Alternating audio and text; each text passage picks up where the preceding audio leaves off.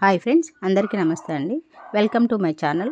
ఈరోజు రెసిపీ వచ్చి 2 కమ్మటి పులిహోరాలు ఒకేసారి ఎలా చేయాలనేది ఈ వీడియోలో అయితే చూపిస్తున్నాను. మనం చింతపండు గుజ్జు కానీ అలాగే దీనికి వేసే పొడి కానీ రెడీగా ఉన్నట్లయితే మనకి సెకండ్లో పని అండి పులిహోరాలు చేసుకోవడము. ఈ వీడియోని అయితే మీరు లాస్ట్ వరకు అయితే చూడండి, ఎక్కడ స్కిప్ చేయకుండా.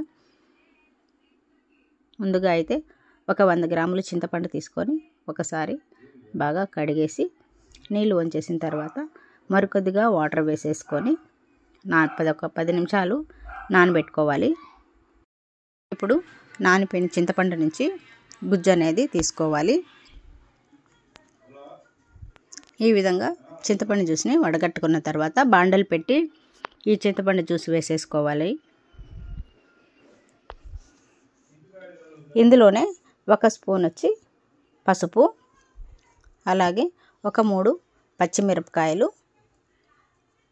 1 స్పూను సాల్ట్ కూడా వేసి ఒక 5 నిమిషాల పాటు ఉడికించుకోవాలి. ఇలా ఒక 5 నిమిషాల పాటు ఉడికిన తర్వాత మనకి చిక్కగా గుజ్జులాగా వస్తుంది. ఇప్పుడు ఒక చిన్న బెల్లం ముక్క కూడా వేసేసి మరొక 2 నిమిషాల పాటు ఉడికించుకుంటే చింతపండు గుజ్జు అనేది బాగా దగ్గరగా గట్టిగా వచ్చేస్తుంది. దీన్ని తీసి చల్లార్చి పక్కన పెట్టుకోవాలి.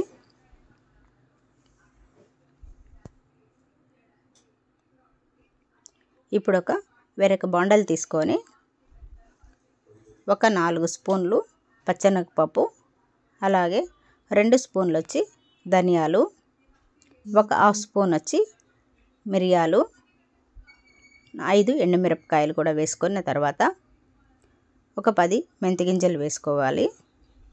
ఇప్పుడు ఒక 1/2 స్పూన్ జీలకర్ర వేసుకొని వేగనిచ్చిన తర్వాత ఒక 2 స్పూన్లు నువ్వులు కూడా వేసుకోవాలి.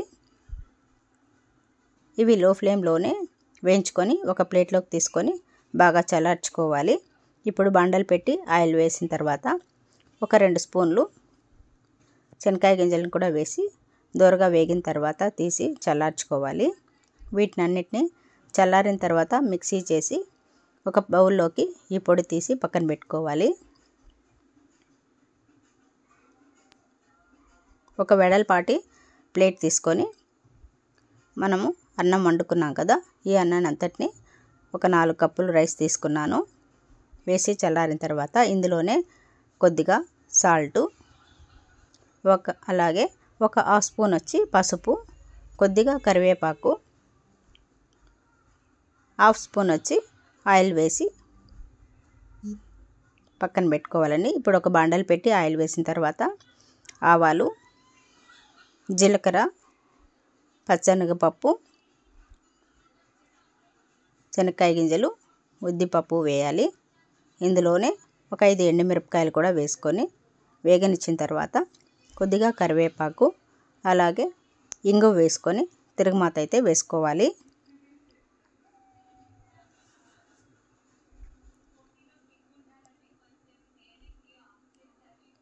ఇప్పుడు తాలింపుని మనము అన్నం పెట్టుకున్నాం కదండి, దీనిలో ఒకేసారి మొత్తాన్ని వేసేసుకోవాలి.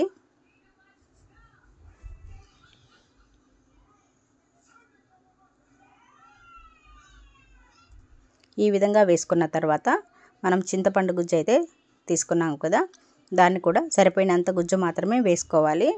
మిగిలితే ఈ గుజ్జుని ఫ్రిడ్జ్లో 6 మంత్స్ వరకు స్టోర్ చేసుకోవచ్చు. ఇలా ఒకసారి రైస్ అంతా బాగా చల్లారిపోయిన తర్వాత అంతా కలిసేలాగా బాగా కలుపుకోవాలి.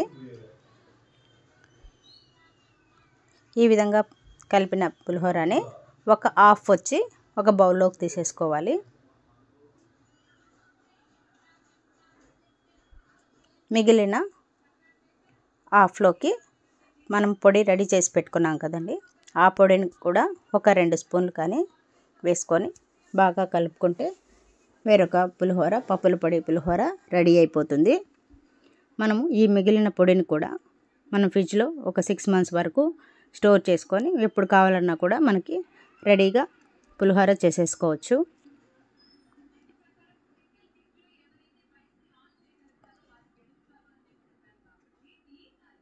ఇలా మనము చింతపండు గుజ్జు కానీ ఈ పొడి కానీ ఉన్నట్లయితే 2 రకాల పులిహోరాలు ఈజీగా నిమిషాల్లోనే చేసేసుకోవచ్చండి.